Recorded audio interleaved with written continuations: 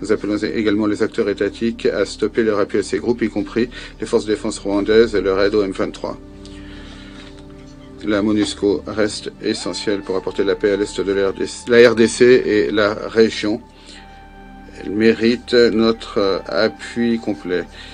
Elles aussi ont connu des pertes alors que la situation sécuritaire se dégrade, y compris la mort d'un soldat de la paix pakistanais le mois dernier dans une terrible attaque. Nous apportons nos condoléances à la mission au Pakistan et aux familles des soldats de la paix. Les attaques de groupes armés, y compris le IL, la RDC, Codeco, le M23, ont tué plus de 2000 civils cette année. Cette violence est inacceptable. Les États-Unis appellent les groupes armés à cesser leurs assauts contre les populations les plus vulnérables de la RDC. Kodiasimo vous propose un crédit immobilier. Vous êtes du Congo ou de sa diaspora? Vous désirez devenir propriétaire en RDC et faire construire votre maison en toute quiétude? Obtenez votre crédit, puis commencez son remboursement uniquement dès la livraison de votre maison. À la Cité Kimia, nos maisons seront toutes construites aux normes internationales. Située à seulement 25 minutes de l'aéroport de Njili, 10 minutes de Safari Beach, au cœur de cette cité moderne, vous y trouverez aussi un centre commercial avec plusieurs commerces de proximité. Nos bureaux sont situés au 173 avenue Mutombokachi, dans la commune de la Gombe, référence rond-point Forescom. Venez dès à présent réserver votre lot dans ce nouveau havre de paix à Maluku, ce nouvel Eldorado au Congo. Kodiasimo, la meilleure adresse pour construire la vôtre. Sepela TV ezali décodeur ya Banamboka. Sepela TV différence nango ezali na ba décodeur mususu oto zalaka nango na kati ya ndaku. Sepela TV botala ngo ezaka mukie. Eza mukie olingi ko voyager ozu yango o voyager nango. Parce que ba décodeur obiso to zalaka nango evandika na ndaku, mais Sepela TV déjà eza mukie botala ozu o kolisa ngo na poche, na kosi na poche à veste o voyager o memi yango partout dans le monde ici que kende. Donc on a besoin il y a câble HDMI, courant na internet. Internet est comme partout, courant est partout. Donc ils en a plus de 500 chaînes yo surtout ya kitoko. Bilengi ba choix ya congolais kaka mutaoye bango. Donc congolais kaka mutaye bien. Congolais kaka mutaoye ba elengi nini yo kaka. Donc congolais kaka mutaye bien. Donc c'est Sepela TV ça. Ya Banamboka. Bozwa abonnement nango, okozwa ngo ya ne mobimba, okozwa ngo pe par mois, au bengi bango na ba numéro na bango bozali komona. Donc Sepela TV ezali décodeur ya yo ya ngai. Donc ezali ya étranger te, ezali ya Banamboka. Avec Sepela TV, tout le monde est d'accord et il en restera ainsi pendant très longtemps. Bienvenue dans le monde de Sepela TV. Sepela TV est le décodeur qui vous permet de suivre les chaînes du Congo en direct de la diaspora.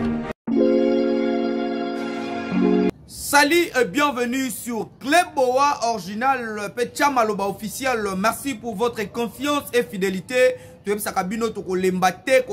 Merci parce que boko pesa biso confiance na fidélité na bino na mosala oyo biso toko sala surtout biso bandeko oya Kinshasa ngai gradimu ya Jonas Chicken Keliki ala Zola bozali ebele boko landa biso de partout dans le monde. Alors toko senga bino merci pour la confiance et fidélité na bino. Alors ngai gradimu na mokolo ya lelo to eto solo na ba congolais. Na mokolo ya lelo toko beta lisolo entre nous les Congolais, il y a de père et de mère. Bao bazali de père et de mère. Neto eko solana bango na mokolo ya lelo. Toti kolanda États-Unis lelo est confirmé que Kagame azana sima ya ba M23 pona kocha nungu na mboka na biso République démocratique du Congo. Kasi tangu le président de la République Félix Antoine Tshisekedi Tshilombo bakisela ka beto mukwa ntombolo ndenge bana Kinshasa babenga kaye alobaki yango boyebi bino moko ndenge nini ba interprétaki yango ngai gradimu ya na yeto sala analyse ensemble congolais tika sentiment eloko eko biso na Congo ezali kambu ya sentiment congolais azui sentiment atie liboso akasi azui makanisi atie na sima. Na esika oyo makanisie sala me congolais akotiana nu sentiment liboso mokonzi ya mboka alobaki yango alobi ete Kagame azana sima ya ba M23 pona kotia nungu na mboka na biso République démocratique du Congo. Sikawa États-Unis pe eko confirmer pe eko senga na Kagame alongwa na sima ya ba M23 pona kotia nungu na mboka na biso République démocratique du Congo. Kasi eloko eko kamwisa biso lelo to eko lobela to solola entre nous de père et de mère ba Congolais ya solo ezali likambo oyo to moni information États-Unis est confirmé que Kagame azali na sima ya ba M23 pe esengi na Kagame atika mboka na biso kimia alongwa na sima ya ba M23 kasi ba Kongomani ebele ba ko kipe yango kututé. Donc to moni ba Kongomani ebele ba kipe yango te kaka biso bat oyo to monaka na musika to yebi ko sala lecture prophétique to za na ba écran prophétique to yebi ke Félix Antoine Tshisekedi Tshilombo azali candidat oyo Nzambe atindaki pona mboka na biso République démocratique du Congo nde to kolobela makambo kasi ba Kongomani ebele ba kolobela yango te pona bango na yebi te soki ba ko banza nini nde ko Congolais to solola mokola lelo tala tozaka kana mboka moko Congo ezaloza libanda ezaloza na mukila poto tozaka kana mboka moko Congo na kati ya makila na yo oza Congolais ndeko tango moni makambo ya malamu pona mboka no Congo lobela yango tolandaki biso banso Christian Bosembe ndenge alobaki na makambo etali M23 na armée na biso tomoni armée na biso ba repousser M23 mais ba Kongomani ba kolobela yango te na esika oyo motu ya ba Kongomani esala ba Kongomani ba kominde na biloba ba kominde na bisala sala ba kominde na ba sentiment mais mutu eko fonctionner lisusu te alors toko senga na ba Kongomani nyos na ba info ya boye esengeli ko chama yele pe ko panza yango de façon que sango oyo e panza na mokili mobimba ba doso ba ke Kagame mutu azoluka malheur na mboka na biso République démocratique du Congo. Kagame nde azali moyini ya mboka na biso République démocratique du Congo. Kagame nde azali ko bundisa mboka na biso République démocratique du Congo po ete na minute to ko mona su M23 te meto ko mona nde Kagame azali moyini ya mboka na biso République démocratique du Congo. Alors Kongomani nyonso esengeli ko telema poete to silisa likambo oyo e wumeli na mboka na biso République démocratique du Congo boyebi ke makambo ba guerre oyo 8 ans ebele e wumeli bandeko na biso ya est ba kufi ebele bandeko na biso ya est ba nyokwami ebele ba violer ba mama ebele. Alors c'est le temps ngai na yo de père et de mère to telema en fait que makambo esila. Alors avant que to continuer to ko proposer bino non élément oyo États-Unis et ko confirmer que Kagame mutu azana sima ba M23 pe ba ko senga na Kagame atika mboka na biso République démocratique du Congo. Alors toko tikela bino bolanda élément oyo engai na bino tokutani tout juste après. Thank you, Mr. President. Merci, Monsieur le Président. Merci, Monsieur l'envoyé spécial, Monsieur Chap, pour votre exposé riche en informations devant le Conseil. Je souhaite également souhaiter la bienvenue à cette séance les représentants de l'Afrique du Sud, du Burundi, du Rwanda et de la RDC. La stratégie régionale de l'ONU pour les Grands Lacs est un moyen important pour apporter la paix à la région. Nous nous félicitons de l'utilisation par l'envoyé spécial de ces bons offices pour générer un appui international au processus de Nairobi. Malgré ces efforts, la situation humanitaire et sécuritaire dans la région des Grands Lacs reste extrêmement préoccupante. Les attaques de groupes armés, y compris le IL, la RDC, Codeco, le M23, ont tué plus de 2000 civils cette année. Cette violence est inacceptable. Les États-Unis appellent les groupes armés à cesser leurs assauts contre les populations les plus vulnérables de la RDC. Nous appelons également les acteurs étatiques à stopper leur appui à ces groupes, y compris les forces de défense rwandaises et leur aide au M23. La MONUSCO reste essentielle pour apporter la paix à l'est de la RDC et la région. Elle mérite notre appui complet. Elles aussi ont connu des pertes alors que la situation sécuritaire se dégrade, y compris la mort d'un soldat de la paix pakistanais le mois dernier dans une terrible attaque. Nous apportons nos condoléances à la mission au Pakistan et aux familles des soldats de la paix. Les discours anti-MONUSCO augmentent les risques déjà importants pour les soldats de la paix. Nous sommes préoccupés par les appels à son retrait immédiat. Nous exhortons la RDC à travailler avec la MONUSCO pour un retrait graduel, responsable, conditionnel, avec des indicateurs. Personne ne pourrait dire que la MONUSCO doit rester à jamais en RDC, mais elle a une tâche importante qui est conforme aux intérêts de l'ensemble de la région des Grands Lacs, protéger les civils, perturber les réseaux illicites et aider à stabiliser la gouvernance et les institutions sécuritaires. Les États de la région, en bilatéral comme à travers la CAE, ont également déployé des soldats pour faire face à l'insécurité croissante dans l'est de la RDC. Alors que ces efforts avancent, il est impératif qu'ils n'aggravent pas une situation déjà tendue.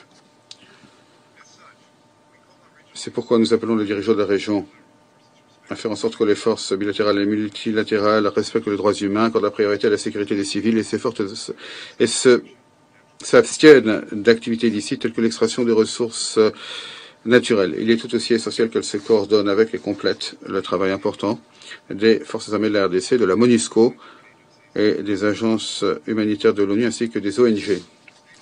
Les États doivent également notifier officiellement le comité 1533 de leur assistance, ainsi que les résolutions du Conseil de sécurité, y compris les forces burundaises déployées de manière bilatérale et dans le cadre de la force régionale de la CAE. Comme c'est souvent le cas, nous avons passé un temps important aujourd'hui à parler de solutions militaires à un problème politique.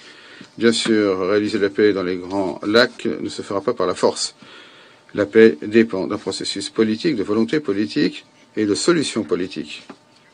À cette fin, les États-Unis ont annoncé en septembre 13 millions de dollars supplémentaires de financement pour appuyer un processus électoral transparent en RDC. Ce financement s'ajoute aux 10,75 millions que nous avons déjà affectés à cet effort. Nous attendons avec intérêt un processus électoral inclusif qui aboutira à des élections libres et régulières. Renforcer les institutions démocratiques, faire que justice soit faite pour les victimes, poursuivre les fauteurs de troupes, respecter la souveraineté et l'intégrité des États, accorder la priorité aux civils, cela aidera à apporter la paix à la région des Grands Lacs. La population de la région ne mérite rien de moins. Je vous remercie. Merci le représentant. Très bien, donc na bandi ke tolandi biso baso élément oyo ndenge États-Unis est confirmé que Kagame mutu azali na sima ya ba M23 pona ko bundisa mboka na biso République démocratique du Congo kasi to ko senga nzambe merci parce que mikolo oyo bandeko na biso ba FARDC ba telemi ya ko sakana te ba ye na système pénal au tché donc ba ko zongisa bande kwa M23 sima donc ikala mingi te Bunagana na wana ezozala récupérer na ba soda na biso ya FARDC yango toko senga na ba congolais nyonso ba info ya boye esenga ka ko partager yango mokili mobimba po ete bande ko nyonso ba yeba ke makambu e ko sala na mboka na biso République démocratique du Congo parce que bango ba kanisa gineti biso tozali basi na bango biso tozali neti ko banga bango nzoka nde le président Félix Antoine Tshisekedi Tshilombo azali mutu moko aza stratège atala kananu makambo aluki na ndenge ya diplomatie ya moni ke simbite koyo esengi to kende na ndenge ya match kwata donc otie et simbite okweyo tikali donc yangwana le président de la République Félix Antoine Tshisekedi Tshilombo boyebi ke auti ko changer ba donner na kati ya FARDC pour na ko silisa makambo oyo e ko leka na est ya mboka na biso République démocratique du Congo donc to ko senga na ba congolais nyonso ya des pères et des mères to partager info oyo mokili mobimbe ba ke Kagame mutu azobundisa mboka na biso République démocratique du Congo eza nango ba M23 karate mais Kagame azana sima masolo wana pour asala biso ba grand masolo koto ya est ya mboka na biso donc merci bozalaki ebele bolandi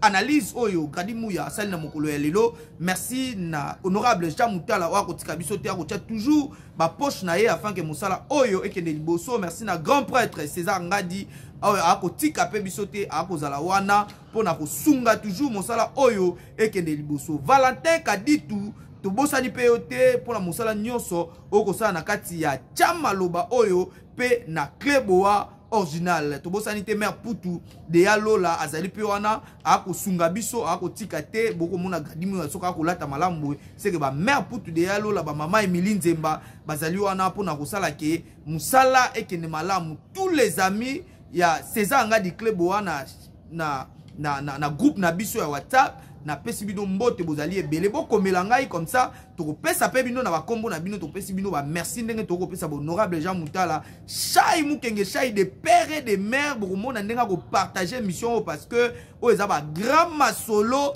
tango États-Unis ezo confirmer que Kagame mutu azana sima masolo wana po M23 bakosaka neti eza M23 mais eza Kagame mutu aza na sima M23 donc Kagame azo utiliser M23 ye asa neti bombana mais to timbeli et puis États-Unis et bimisi na poisake ye mutu aza na kati ya masolo wana donc Kagame mutu osala masolo wana po asa la biso neti ba contre-temps donc eza Kagame to yebi déjà ba yebisi biso donc États-Unis est confirmé biso président de la République déjà timbisa biso kutukala donc il y a déjà des pères et des mères à timbisa biso déjà kala mais lelo ba ko confirmer biso sur les États-Unis donc merci pour la kebele ya kolanda biso na mokolo ya lelo ngai na bino tokutani prochainement au revoir bye na ebisaka bino mwana nkoi alors au revoir.